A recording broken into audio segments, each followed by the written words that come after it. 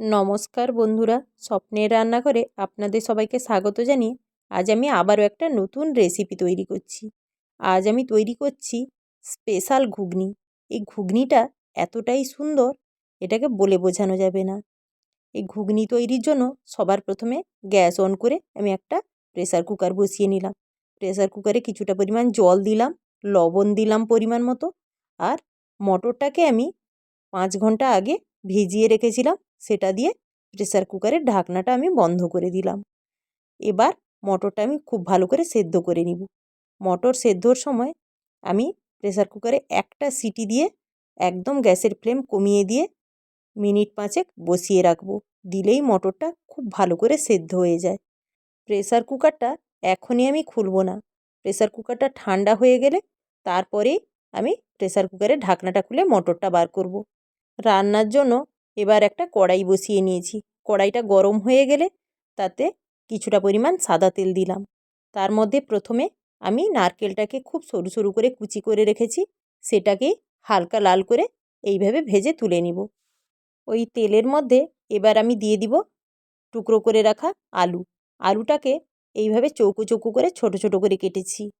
আলুটাকে দিয়ে আমি এবার ভেজে নিব। প্রথমে আমি লবণ হলুদ কিছুই দেব না।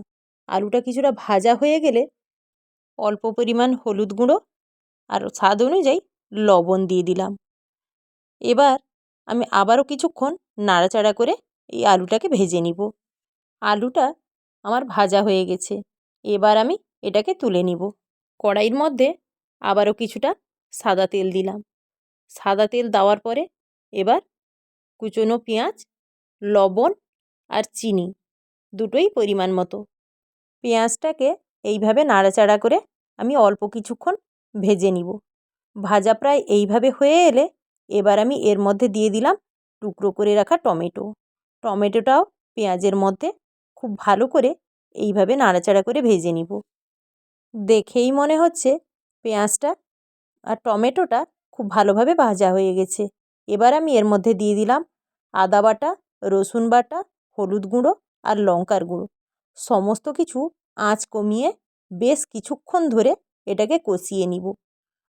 এইভাবে ঘুগনি রান্না করলে ঘুগনির স্বাদটা কিন্তু খুবই সুন্দর হয়। এবার মশলাটা বেশ অনেকটাই কষিয়ে নিয়েছি। তারপরেই আমি ভেজে রাখা আলু আর নারকেলটা দিয়ে দিলাম। দেওয়ার পরে আমি আবারও কিছুক্ষণ এটাকে কষিয়ে নিব। একদম আঁচ কমিয়ে পুরো রান্নাটাই আমি এখন করব। ঘুগনিটা এইভাবে অনেকটা সময় ধরে কষিয়ে নিয়ে রান্না করলে ঘুগনিটা অপূর্ব সুন্দর হয়। ঘুগনির মটরটা ঠিক এইভাবে সেদ্ধ করে নিলে ঘুগনির স্বাদটা দ্বিগুণ হয়ে যায়। একদম পুরোপুরি গলেও যাবে না আর খুব বেশি শক্তও থাকবে না। এইভাবে আমি আবারও কিছুক্ষণ কষিয়ে নিব সমস্ত কিছু। সমস্ত মশলার কাঁচা গন্ধ যতক্ষণ না যাচ্ছে আমি সমস্ত কিছু এইভাবেই কষিয়ে নিব। কষানো হয়ে গেলে এবার আমি এর মধ্যে দিব ফুটন্ত গরম জল। জলটা কিন্তু ঠান্ডা দেব না। এই গরম জলটা দিলে তরকারির স্বাদটা খুবই ভালো থাকে। পরিমাণ মতো জল দিয়ে আমি প্রথমে খুব ভালো করে মিশিয়ে নেব। সমস্ত কিছু খুব ভালো করে মিশিয়ে নেওয়ার পরে এবার আমি আঁচ কমিয়ে এইভাবে বেশ কিছুক্ষণ ধরে ফুটিয়ে নেব। ফুটিয়ে নিলে কি হয়, এই তরকারির ঘনত্বটা খুব সুন্দরভাবে তৈরি হয়। এইভাবে ঘনত্ব হয়ে গেলে এবার আমি এর মধ্যে দিয়ে দিলাম গোটা কয়েক এলাচ থেতো করে। খুব ভালোভাবে আবারও আমি একবার নাড়াচাড়া করে নিব। তরকারির ঘনত্বটা ঠিক এইভাবে হয়েছে। ঠান্ডা হয়ে গেলে এটা আরও অনেকটাই ঘন হয়ে যাবে। এবার আমার পরিবেশনের পালা।